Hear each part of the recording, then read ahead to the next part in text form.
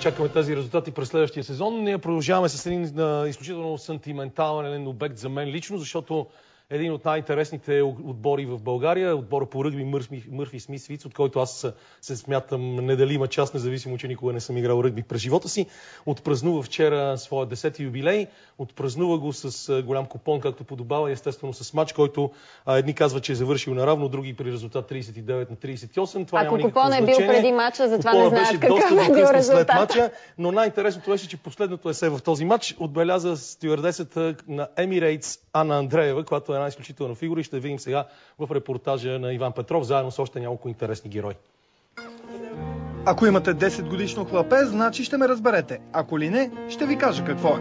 То е шумно, игриво, знае всичко, но и пита за всичко. Страх от рани няма, стига купона да е на лице и да има с кого да играе. Това важи с всичка сила и за 10 годишния Мърфи Смис Виц. Един интересен и успешен социален експеримент, който обединява българи и чужденци, майки, бащи и деца, приятели и колеги вече цяло десетилетие. Малкият господин Мисфиц, като много други деца, е плод на много любов и малко алкохол и продължава да расте с още повече любов и все повече алкохол под формата на кихлибарен елексир. Уважаеми зрители, това е ръгби отборът на Мърфи Смис Виц.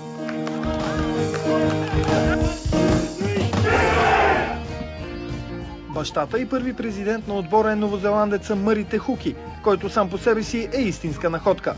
Преподавал е в Сирия, София и сега живее и работи в сенегалската столица Дакар.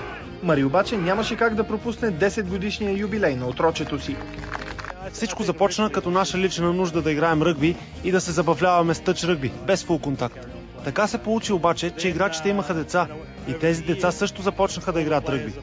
Преди 2 години направихме група за децата, където да тренират и те се захванаха сериозно. Когато си тръгнах от тук, в нея имаше 10-15 деца, които наистина тренираха усилено. Той каза, аре да играем пак ръгби. Аз как стига, адски сме дърти за това.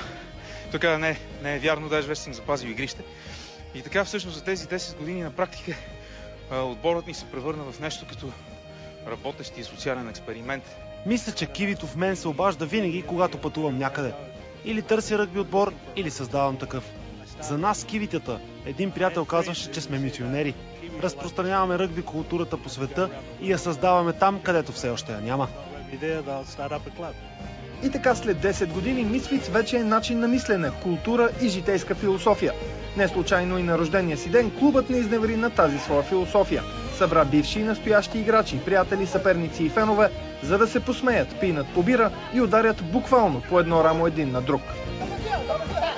Една голяма част сме изключително близки приятели помежду си, т.е.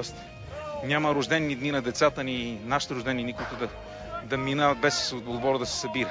Бяхме млади и наивни, пълни с емоции и позитивизъм, но както се вижда, тези емоции, този позитивизъм ни дадоха сила да продължим цели 10 години и се надявам, че в следващите 10 години ще растем и хубавеем. Ръгби, така както съществува организирано в България от самото начало на 50-те години, винаги е бил малко пънк, т.е.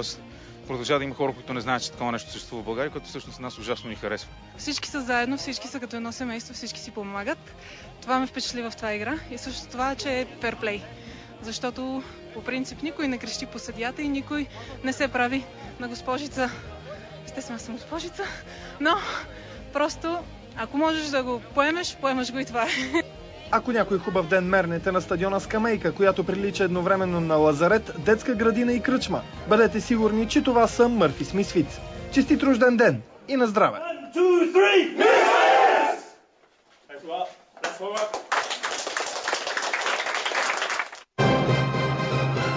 Искам само да ви успокоя, че доктор Светлю Василев е здрав, независимо от кръвта, която видяхте по главата му преди малко. Никой играч не е пострадал при заснемането на този репортаж. Няма жертви, нито една жертва.